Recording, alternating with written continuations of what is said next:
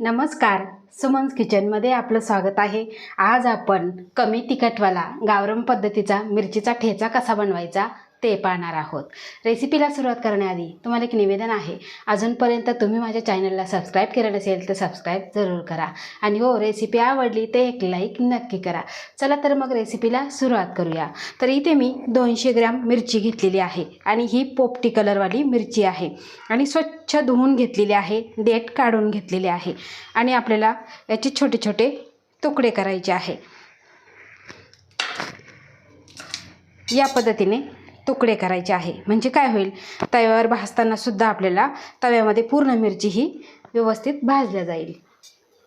तर इथे सगळ्या मिरच्यांचे असे छोटे छोटे तुकडे करून घेतलेले आहे। आता ठेचा बनवायचा त्यासाठी इथे मी लोखंडी तवा गरम करायला ठेवलेला आहे आणि यामध्ये घालायची आहे आपण कट केलेली मिरची आणि यामध्येच घालायचं आहे आपल्याला इथे 25 ते 30 लसूण पाकळ्या। आता आपल्याला हलक्याशा भाजून घ्यायच्या आहे, म्हणजे थोड्याशा मऊ करून घ्यायच्या आहे।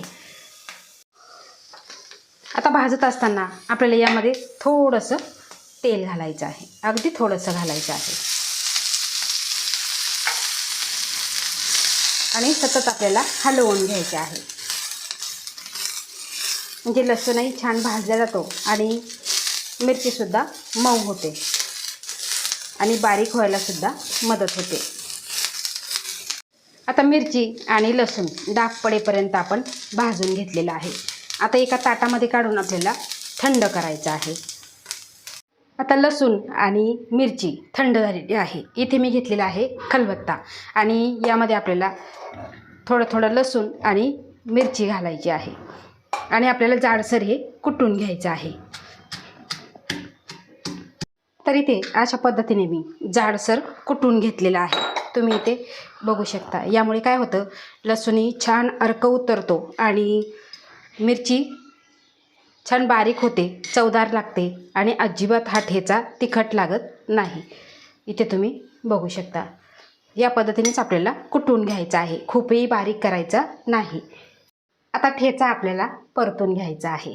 आता मी सांगितलेलं की आपला ठेचा अजिबात तिखट होणार नाही, त्यासाठी ही ट्रिक आहे। एकदा पहिल्यांदा भाजून घ्यायचं आणि कुटून झाल्यानंतर पुन्हा परतून घ्यायचं, म्हणजे काय होतं, आपला ठेचा आहे तो तिखट होत नाही आणि मोठ्या माणसांपासून तर लहान मुलांपर्यंत सगळेच आवडीने खातील असा हा ठेचा तयार होतो।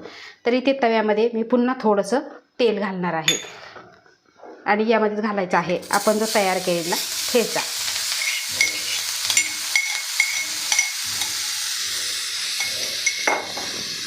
आता यामध्येच घालायचं आहे आपल्याला चवीपुरतं मीठ। आता तुम्ही यामध्ये थोडीशी शेंगदाणे भाजून ते सुद्धा तुम्ही कुटून घेऊ शकता, पण मला नेहमी असा ठेचा आवडतो म्हणून मी ह्या पद्धतीचा केलेला आहे। करायला सोपं आहे आणि तुम्ही जर जास्त तिखट खात असाल तर तुम्ही दुसरी जी तिखटवाली मिरची असते ती घेऊ शकता, पण लहान मुले हा ठेचा खाणार नाही, त्यासाठी ही पोपटी कलरची मिरची घ्यायची। बघा, लसूणसुद्धा छान असा ठेचलेला आहे।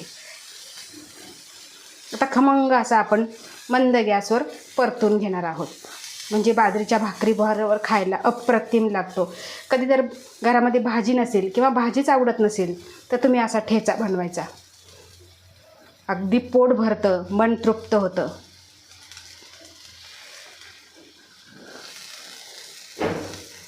तर इथे तुम्ही बघू शकता 5 ते 7 मिनिटे झालेली आहे आणि ठेचा आपण खमंग असा परतून घेतलेला आहे। यामधलं पूर्ण पाणी हे आटून गेलेलं आहे आणि हा ठेचा 7 ते 8 दिवस छान असा फ्रीजच्या बाहेरसुद्धा टिकतो। करायला खूप सोपं आहे, एकदा तुम्ही जरूर करून बघा। हा ठेचा तुम्ही भाकरीबरोबर, चपातीबरोबर, वरण भाताबरोबर तोंडी लावायला सुद्धा बनवू शकता। तर तुम्हाला माझी ही आजची ठेच्याची रेसिपी कशी वाटली ते मला कमेंट करून नक्की सांगा। आवडल्यास लाईक करा, शेअर करा, सबस्क्राईब करा आणि बाजूचं बेल आयकॉन बटन प्रेस करा। धन्यवाद।